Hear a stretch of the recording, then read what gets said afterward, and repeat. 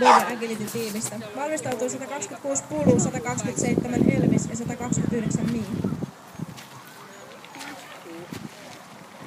Nyt mä voisin ottaa ne autoavaimia vähän kukkaroon.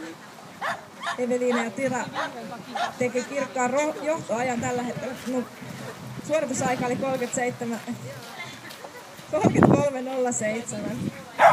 Suoritusaika Evelinalla ja Tiralla 33.07. Puudes rata ja tällä hetkellä tähän mennessä.